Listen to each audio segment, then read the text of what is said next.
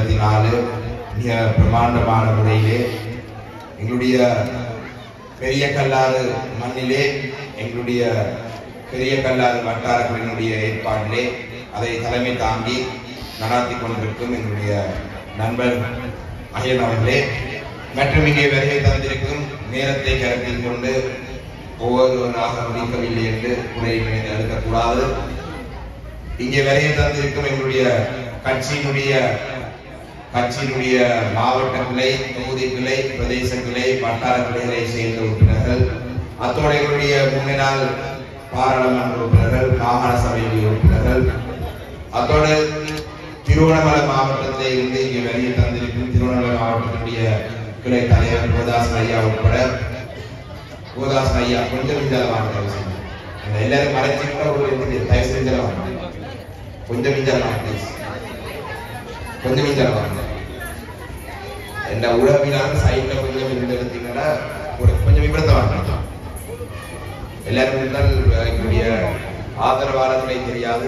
அத்தோடு எங்களுடைய அப்பாரம் வாலிபர் அணி மற்றது எங்களுடைய அனைத்து கட்சியினுடைய ஆதரவாளர்கள், பெரிய கல்லாறு பொதுமக்கள் அனைவருக்கும் என்னுடைய மாலை நேர வணக்கங்களை நான் தெரிவித்துக் கொள்கிறேன். என்னுடைய உரையை முன்பாக எடுக்கிறதுக்காக ஒரு ஊடகங்கள் ஒரு அன்பான வேண்டுகோளை முன்வைத்திருந்தார்கள். அவர்களுக்கு செய்தி சம்பந்தமான செய்தியை சேகரித்து 7 மணிக்கு முன்பாக அனுப்ப வேண்டும் என்று சொன்னதற்காக நாங்கள் அதை முன்பாக இந்த உரையை மாற்றிருக்கின்றோம். உண்மையிலே எங்களுடைய தொழிலாளர் தினமானது உங்களுக்கு தெரியும். இந்த மாவட்டத்திலே எங்களுடைய தொழிலாளர் என்று சொன்னால் எங்களுடைய மாவட்டத்திலே கூடுதலாக தொழில் என்று சொன்னால் எங்களுடைய மாவட்டத்திலே வாழ்வாதாரம் தொழில் என்று சொன்னால் அது விவசாயம், மீன்பிடி மற்றது கால்நடை. இந்த 3 துறையிலும் தான் அதிகளவான எங்களுடைய வடக்கு கிழக்கிலே இருக்கும் எங்களுடைய மக்களுடைய வாழ்வாதாரம் இந்த மீன்பிடி, விவசாயம், கால்நடை இந்த 3ஐ நம்பிதான் எங்களுடைய வாழ்வாதாரம் இருக்கின்றது. அவ்வாறான ஒரு நிலையிலே இன்றைய நிலையிலே எங்களுடைய வடக்கு கிழக்கிலே இருக்கும் எங்களுடைய இந்த மக்களுடைய அவல நிலை, எங்களுடைய விவசாயிகள், எங்களுடைய மீன்பிடித்துறையை சார்ந்தவர்கள், எங்களுடைய மீனவர்கள், எங்களுடைய கால்நடை வைத்திருக்கிற அவல நிலையை பற்றி சற்று முன்பு எங்களுடைய பேசிய கவியரங்களை சொல்லப்பட்டது. அத்தோடு எங்களுடைய இந்த இன்றைய நாளிலே எங்களுடைய வாலிபர்கள் மற்றும் கட்சியினுடைய உறுப்பினர்கள் அவங்களுடைய அந்த பிரகடனங்களை வாசிக்கும் பொழுது எங்களுடைய மக்களுக்கு தெரிந்திருக்கும். ஆனால் நான் பல விடயங்களை இன்று பேச வேண்டும் என்று வந்தாலும் கூட நேரத்தை கருத்தில் எடுத்து பெரிய அளவிலே அதை நான் என்னுடைய உரையை சுருக்கி சில விடயங்களை மட்டும் சொல்லலாம் நினைக்கிறேன். உண்மையிலே எங்களுடைய இன்று மாவட்டத்தினுடைய விவசாயிகளை எடுத்து சொன்னால் இந்த மாவட்டம் விவசாயத்துக்கு பெயர் போன ஒரு மாவட்டம். அதில் நெல் பயிற்சி செய்கிற விவசாயிகளை எடுத்தீர்கள் என்று சொன்னால் உண்மையிலே இந்த தொடர்ச்சியாக இந்த நாட்டிலே இந்த இனவாதம் பிடிச்ச அரசாங்கம் தொடர்ச்சியாக எங்களுடைய நாட்டிலே விவசாயிகள், எங்களுடைய மண்ணிலே விவசாயிகளுக்கு குறைந்தது எங்களுடைய விவசாயிகளுக்கு ஒரே ஒரு விடயம், இந்த பெரும் போகம் இல்லாட்டி இடக்கால போகம் செய்யும் பொழுது இந்த போகங்களுடைய நீங்க தேதியை கிழக்கு மாகாணத்தில் மட்டக்களப்பு மாவட்டத்தை நீங்கள் மையமாக வைத்துக் கொண்டு அந்த தேதியை அறிவிப்பீர்களா இருந்தால் ஏனென்று சொன்னால் எங்களுடைய மலையை நம்பி விவசாயம் செய்கிற மக்கள் மட்டக்களப்பு மாவட்டத்தில் விவசாயம் செய்கிற மக்கள் முதலாவது ஆரம்பத்திலே வந்து விதைச்சு விட்டார்கள். அதுக்குரிய காரணம் காலநிலை. ஆனால் இலங்கை அரசாங்கம் தொடர்ச்சியாக புலனர்வு மாவட்டத்துடைய தேதியை குறிவைத்துதான் அந்த காலப்போகம் ஆரம்பிக்கிறது, பெரும் போகம் ஆரம்பிக்கிறது தேதியை குறிக்கிறார்கள். இதனுடைய விவசாயிகள் தொடர்ச்சியாக ஒவ்வொரு வருடமும் உரமானியம் நேரத்துக்கு வராது. உரமானியம் நேரத்துக்கு வந்தாலும் அறுவடை செய்கிற காலப்பகுதியிலே படிமார்க்கெட்டிங் போர்டு அதை கொள்வனவு செய்வதற்கு முன் வராது. இவ்வாறாக விவசாயிகள் பெரும் கஷ்டத்துக்கு மத்தியில் இருக்கிறார். அதே போலதான் இந்த மாவட்டத்திலே இருக்கும் சில அமைச்சர்கள் இந்த விவசாயிகள் இந்த கடந்த 4 வருடங்களுக்கு இந்த விவசாயிகளை இந்த நிலைக்கு தள்ளினதுக்கு பெரும் பங்கு அவங்களுக்கு இருக்கின்றது. கோட்டாபய ராஜபக்சவுடைய அரசாங்க காலப்பகுதியிலே இந்த சேதன பசலை என்றதை அறிமுகப்படுத்தி இந்த சேதன பசலையினூடாக இந்த பிரதேசத்திலே விவசாயத்தை அதிகரிக்கலாம் என்றெல்லாம் சொல்லியிருந்தார்கள். அதிலே ஆரம்பித்தது எங்களுடைய விவசாயம் இன்னும் அதிலே இருந்து மீண்டு வரக்கூடிய ஒரு சூழல் இந்த அரசாங்கம் அமைக்கவில்லை. இந்த வருஷம் கூட எங்களுடைய விவசாயிகளை எடுத்தால் எங்களுடைய விவசாயிகளுக்கு வந்து யானை பிரச்சனை மாவட்டத்திலே யானைகளுக்கான சரணாலயம் அமைக்க வேண்டும் என்று சொன்னார். மட்டக்களப்பு மாவட்டத்திலே செங்கலடியை மௌனதீவியை முனைத்து ஒரு யானைக்கான சரணாலயம் உருவாக்க வேண்டும் என்று சொன்னார். கருப்பு சட்டையை போட்டுள்ளார் தான் சொன்னார். மாவட்டத்துல யானைகளுக்கு வந்து இந்த இருக்கிற யானைகளுடைய பிரச்சனையால எங்களுக்கு இந்த யானைகளை கட்டுப்படுத்த முடியாத ஒரு சூழலில் நாங்கள் இருக்கிறோம். அவ்வாறான நிலையிலே யானை சரணாலயம் இந்த மாவட்டத்தை உருவாக்கினால் அயல் மாவட்டங்களில் யானை கொண்டு தான் போடுவாங்க. விவசாயிகள் தொடர்ந்து இந்த சரியான நேரத்திலே விவசாயிகளுக்கு உறவில்லை, சரியான நேரத்திலே விவசாயிகளுக்கு அறுவடை செய்தால் அதை ஒரு பெடி மார்க்கெட்டிங் வாங்குவதில்லை. யானையுடைய தாக்கத்தினால் எங்களுடைய விவசாயம் முழுமையாக பாதிக்கப்படுகிறது. சரி, இப்படியாவது நாங்கள் எங்களுடைய விவசாயத்தை முன்னெடுப்போம் என்று சொன்னால் அதிகமான மழை வந்து இந்த போகத்திலே எங்களுடைய விவசாயிகளுக்கு வெள்ளத்தால தாண்டு போய் எங்களுடைய விவசாய நிலங்கள் தாண்டு போனதுனால பெருமளவான விவசாயி நட்டப்பட்டார்.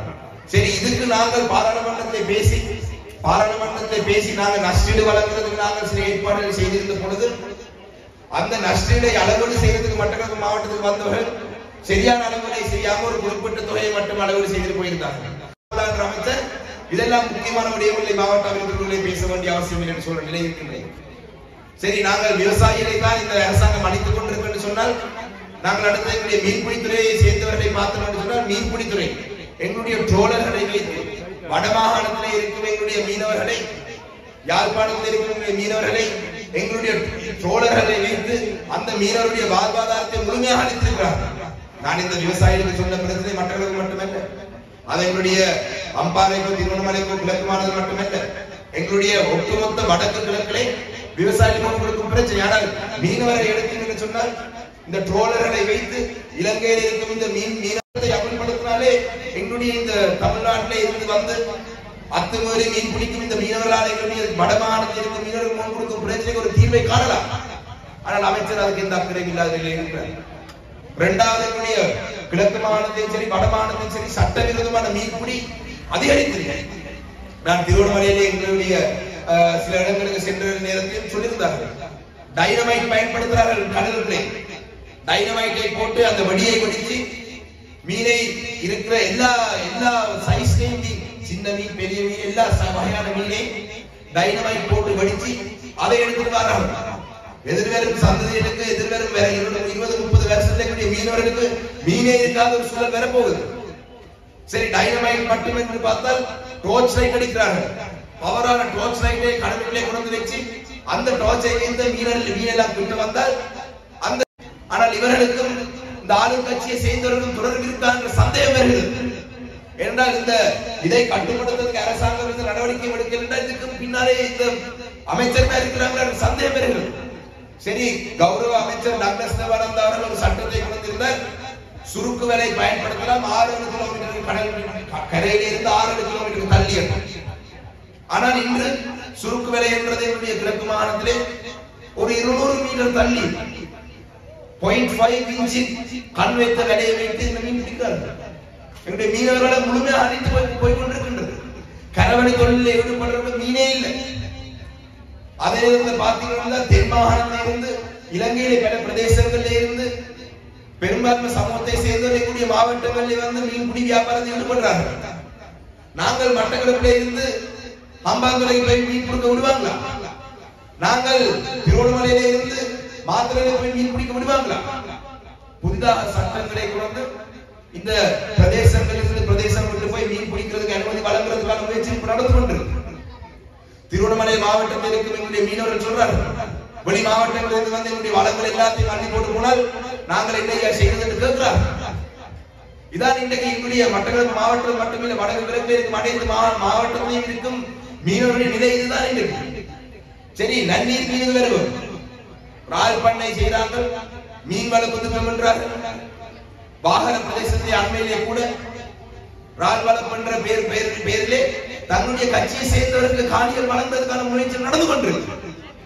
மாவட்ட அமைச்சர்களுக்கு கூட்டத்தில் இதை பற்றி பேசுவது முயற்சித்தால் இல்லை, இது அடுத்த கூட்டத்திலே பேசலாம் என்று சொல்றாங்க. மீன்பிடி என்று சொன்னால் இருக்கிற ஆறுகளை மறைத்து தன்னுடைய கட்சியினுடைய ஆதரவாளர்களுக்கு மீன் பிடிக்க விடுறார்கள். மட்டக்களப்பிலே உப்போடை பிரதேசத்தை கூட நாங்கள் இவ்வாறான இடத்தை போய் பார்த்திருந்தோம். ஆத்தை மறைத்து மீன் வளர்க்கிறார்கள். 5 பேர் 10 பேர் தான் செய்கிறார்கள். நாங்கள் ஒரு அரசியல் பின்னணி, ஒரு கட்சியினுடைய பின்னணியிலே செய்கிறார்கள்.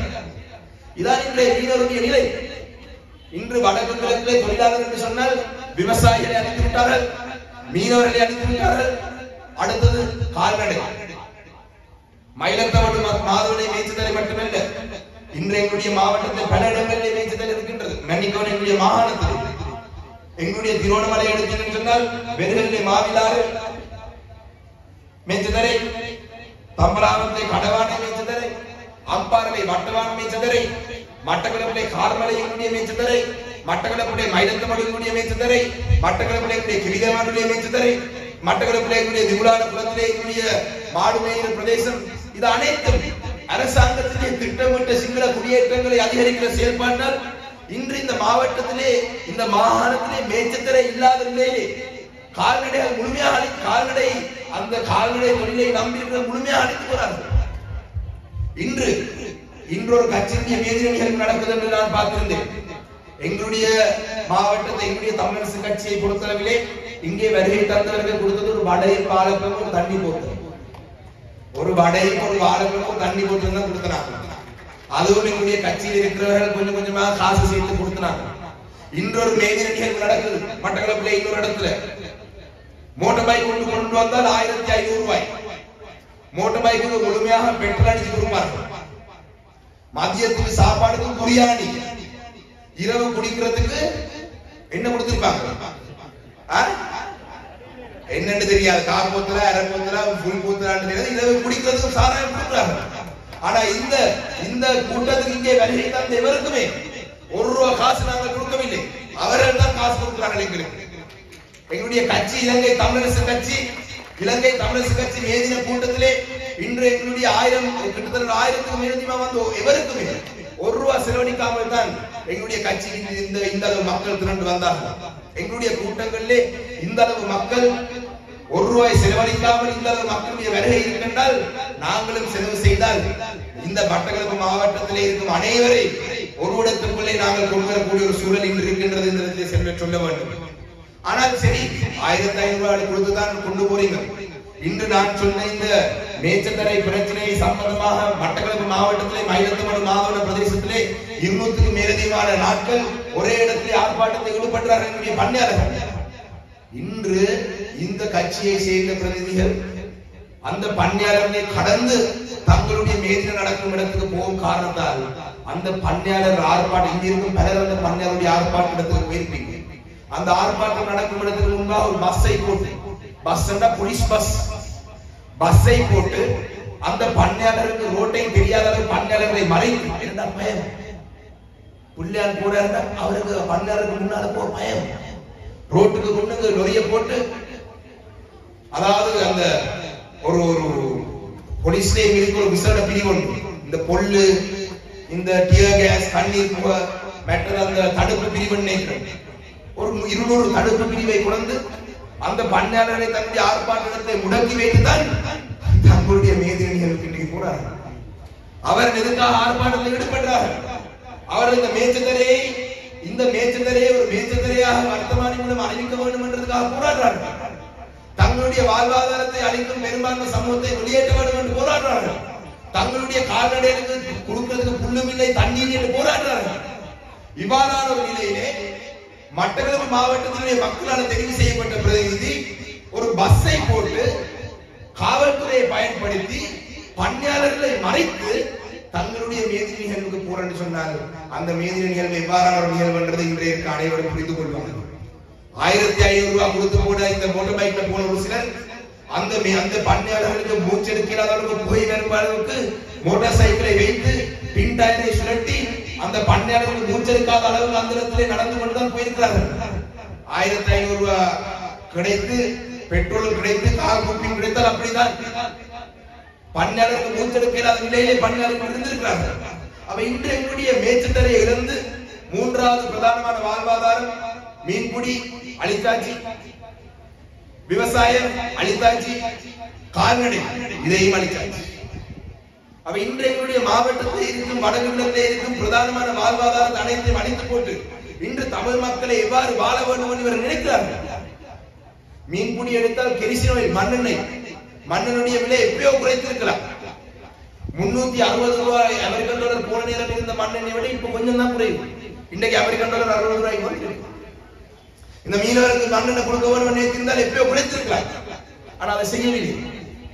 இன்று காலையிலும் கூட விலை குறைக்கப்பட்டு கொஞ்சம் தான் குறைச்சிருக்காங்க.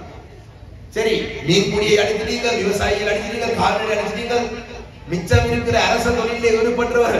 இன்று எங்களுடைய ஆசிரியர் சங்கத்துடைய பிரதிநிதி பேசினார். இன்றைக்கு எங்களுடைய அபிவிருத்தி தலைவருடைய அபிவிருத்தி உத்தியோகஸ்தருடைய சங்கம் பேசியிருந்தார்கள். அதை விட பலர் பேச வேண்டும் என்ற ஆர்வம் இருந்தாலும் தமிழரசு கட்சி மேடையிலே வந்து பேசினால் பழிவாங்கப்படுவார் என்றதுக்காக இன்றைக்கு பல செய்திகளை சொல்லியிருக்கிறார்கள். இன்று டெங்குக்காக எடுக்கப்பட்ட டெங்கு அசிஸ்டன்ட் சொல்லப்பட்டவர்கள் 700 நாட்களாக வேலை இல்லாமல் வீதியில் இருக்கிறார்கள். ப்ராஜெக்ட் அசிஸ்டன்ட் எங்களுடைய முன்னாள் பாராளுமன்ற உறுப்பினர் இருக்கிறார்கள். அவர்கள் வடமுறையிலே ப்ராஜெக்ட் அசிஸ்டன்ட் நியமனம், இன்னும் அவர்களை வேலை இல்லாமல் இருக்கிறார்கள். இன்றைய கிராம சேவகர்கள் சங்கம் சொல்கிறார்கள், இந்த மேடையில வந்து எங்களுடைய தொண்ட கிளிய கலைக்கோடும் கூட இருக்கு, ஆனா நாங்க வர முடியாது என்ற எங்களை இடமாற்றி விடுவாங்க. இன்று ஹெல்த் அசிஸ்டன்ஸ் சொல்றாங்க, தங்களுக்கு அந்த கிடைக்க வேண்டிய பல சலுகைகள் இன்னும் இல்லாமல் இருக்கிற நிலை இருக்குன்னு சொல்றாங்க. இப்படியே சொல்லிட்டு போகலாம். இன்று ஆசிரியர்களுக்கு அந்த கொடுக்கிற சம்பளம் வேலைக்கு போயிட்டு வருவதற்கு கூட போதாத நிலை. பெட்ரோல் அடிச்சால் மாதம் சம்பளம் முடிஞ்சு, டெவலப்மெண்ட் ஆபீஸருக்கு போனா அந்த சம்பளம் முடிஞ்சு. இதான் இன்றைக்கு மீதி இருக்கிற மக்களுடைய வாழ்வாதாரம். விவசாயம், மீன்பிடி, கால்நடை, அரசு தொழிலில் ஈடுபடுற அனைத்த நிலையிலே இன்று 2024ஆம் ஆண்டு நாங்கள் மேதை நிகழ்வு இருக்கிறோம். நான் கூடுதலாக நேரம் பேசவில்லை, பேச விரும்பவில்லை, பேச விருப்பம், ஆனால் இன்றைக்கு பேசவில்லை. உண்மையிலே நாங்கள் அண்மையிலே 27ஆம் தேதி தந்தை செல்வாயுடைய 47வது ஆண்டு நிகழ்வுக்கு மிக பிரமாண்டமான ஒரு நிகழ்வு கொண்டு திருவண்ணாமலை மாவட்டத்தில் ஏற்பாடு செய்யப்பட்டிருந்தது. அதிலே பேசப்பட்ட சில விடயங்கள், தந்தை செல்வா அவர்கள் சொன்ன விடயங்கள், அவர் ரெண்டு விடயங்களை மிக முக்கியமாக சொல்லியிருக்கிறார். தமிழ் மக்களை பாதுகாப்பது என்று சொன்னால், தமிழ் மக்களுடைய அரசியல் உரிமை நாங்கள் பெறுவதாக இருந்தால், ஒன்று எங்களுடைய மக்களை நாங்கள் பாதுகாக்க வேண்டும், இரண்டாவது எங்களுடைய மண்ணை பாதுகாக்க வேண்டும். இன்று தமிழ் மக்கள் எங்களுடைய மண்ணை பாதுகாக்க முடியாத நிலையில் இருக்கிறோம். இன்று எங்களுடைய மக்களை நாங்கள் பாதுகாக்க முடியாத நிலையில் இருக்கிறோம். காணி அபகரிப்பு அங்கங்கு நடந்து கொண்டிருக்கு.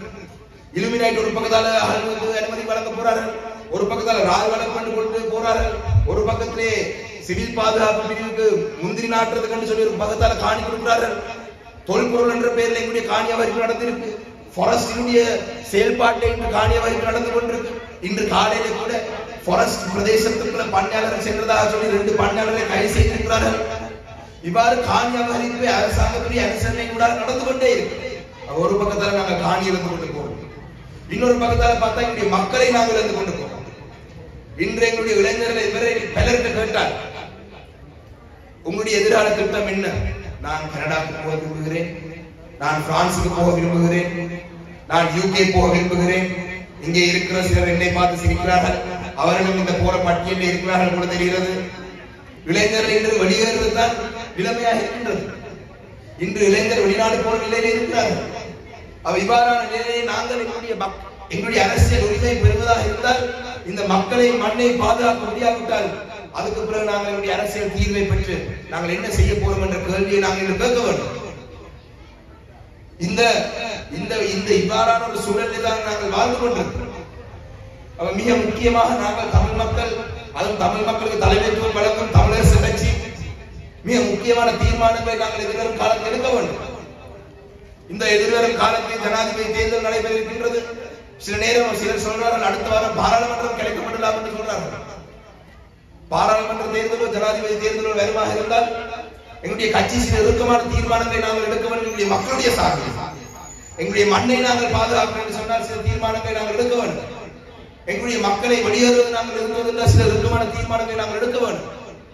இந்த வருடத்திலே நாங்கள் இந்த பிரதானமான தீர்மானங்களை எடுத்தால்தான் நாங்கள் எங்களுடைய மக்களை பாதுகாத்து, எங்களுடைய மண்ணை பாதுகாத்து நாங்கள் எங்களுடைய அரசியல் தீர்வை பெறக்கூடிய வகையில் இருக்கும். இன்று மக்கள் மட்டக்களப்பு மாவட்டத்தில் இருக்கும் மக்கள் சிலர் கடந்த தேர்தலிலே 1,05,000 பேர் கிட்டத்தட்ட பல்வேறு கட்சிகளுக்கு வாக்களித்தவர்களாக இன்று 2 அமைச்சர் வந்திருக்கிறார்கள், ராஜாங்க அமைச்சர்.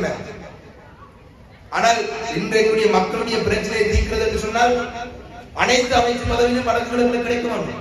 இலங்கையிலே இருக்கிற 19வது திருச்சட்டத்தின் கூட 30க்கு மட்டுப்படுத்தப்பட்ட இந்த கேபினட் அமைச்சர் பதவியிலே வீதாசார அடிப்படையில் பார்த்தால் எத்தனை அமைச்சு பதவி தமிழருக்கு கிடைக்கலாம். அமைச்சு பதவியில் மத்திய அரசாங்கத்தை அமைச்சு பதவியில் எடுக்கிறதின் ஊடாக எங்களுடைய மக்களுடைய பிரச்சனை நாங்கள் தீர்க்கக்கூடிய ஒரு சூழல் இல்லை. நாங்கள் ஒரு அர்த்தமுள்ள அதிகார பயிரின் ஊடாகத்தான் எங்களுடைய மக்களுடைய பிரச்சனையை தீர்க்கலாம். அரசியல் அதிகாரங்களுடைய கையிலே இருந்தால் தான் நாங்கள் எங்களுடைய மக்களுடைய பிரச்சனையை தீர்க்கலாம். அரசியல் அதிகாரம் என்று சொன்னால் உதாரணமாக சொல்லுவோம், ஒரு மாகாண சபையாக இருக்கலாம், ஏதோ ஒரு வடக்கு கிழக்கு இணைந்த ஒரு கட்டமைப்பாக இருக்கிறார். இந்த கட்டமைப்புக்கு நிச்சயமாக தமிழ் பேசும் தமிழர் தரப்பிலே இருந்து ஒரு கல்வி அமைச்சர், ஒரு சுகாதார அமைச்சர், ஒரு நீர்ப்பாசன அமைச்சர், ஒரு போக்குவரத்துக்கான அமைச்சர், இவ்வாறான சகல துறைகளுக்குமே தமிழ் தரப்பை சேர்ந்த அமைச்சர்கள் வந்தால் மட்டுமே தமிழ் மக்களுடைய பிரச்சனை நாங்கள் ஒட்டுமொத்த வடகிழக்கில் இருந்த பிரச்சனை தீர்க்கலாம். இல்லாவிட்டால் ஒரு அமைச்சர் டாக்டர் சிவனந்தன் அவர்கள் பச்சையாக சொல்லுவோம், மீன்பிடித்துறை அமைச்சராக இருக்கிறார். இன்றைக்கு இவ்வளவு மீனவர்களுக்கு பிரச்சனை இருக்கு, தீர்க்கப்படக்கூடிய சூழல் இல்லை. அந்த வகையிலே நாங்கள் எங்களுடைய மக்கள் ஒன்றாக சேர்ந்து, இந்த தமிழரசு கட்சியில் இருக்கிற நாங்கள் ஒன்றாக சேர்ந்து, நாங்கள் மக்களுக்கு சரியான ஒரு எதிர்வரும் தேர்தலில் எங்களுடைய மக்களை சரியான பாதையிலே, தேர்தலிலே நாங்கள் எங்களுடைய மக்களை சரியான பாதையை நாங்கள் கொண்டு செல்லாமல் விட்டால் நாங்கள் எங்களுடைய மக்களை விழுந்து இன்னும் ஒரு அளவு எங்களுடைய மண்ணை விழுந்து பொறுப்புகள் விடயத்தில் நாங்கள் மிகவும் கவனமாக நாங்கள் கையாள வேண்டும். இன்று ஈஸ்டர் குண்டுவெடிப்பு வந்ததுக்கு பிறகு ஆயர் கூட மல்கம் ரஞ்சித்தை சொல்றார், சர்வதேச விசாரணை வேணும் என்று.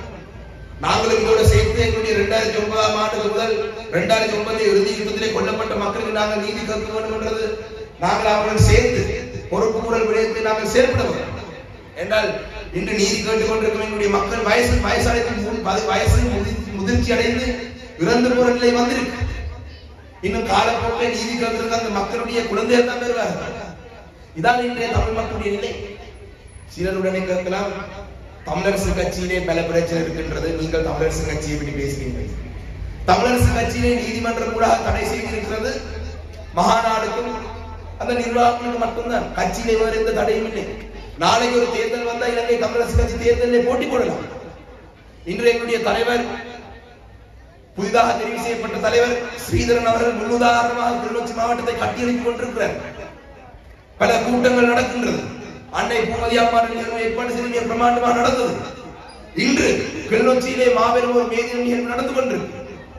திருவண்ணாமலையிலே எங்களுடைய கோதாசன் ஐயா மாவட்ட தலைவர் 47வது தந்தை சேதுராவுடைய நினைவு தினத்தை ஒரு 1500 பேரை எடுத்து ஒரு பிரமாண்டமாக நடத்துகிறார்.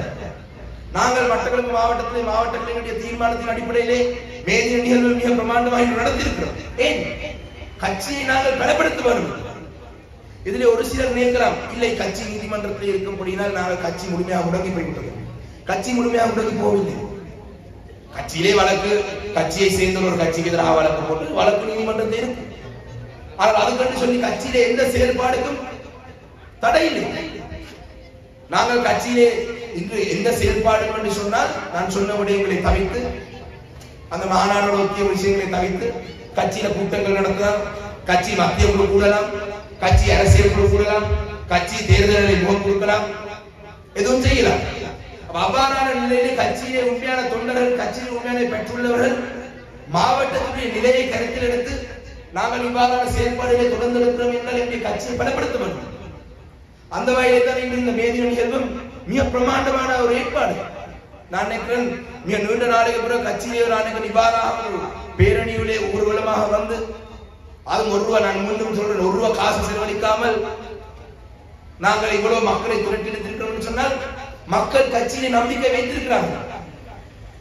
நாங்கள் தான் பொறுப்புள்ளவர்களாக இந்த கட்சியிலே இருந்த விடயங்களை மக்களுக்கு சொல்ல வேண்டும். சொல்றதின் ஊடாக அடுத்த முறை பாராளுமன்ற தேர்தல் நடந்தால் 3 ஆசனங்களை நாங்கள் பெறக்கூடிய ஒரு சூழலை நாங்கள் உருவாக்கிக் கொள்வோம். எங்க ஒரு 2 பேர் தான் 3 சீட் வேணும் என்று கை தட்டின போல இருக்கு. மெட்டாக்கள் வேண்டாம் 3 சீட்.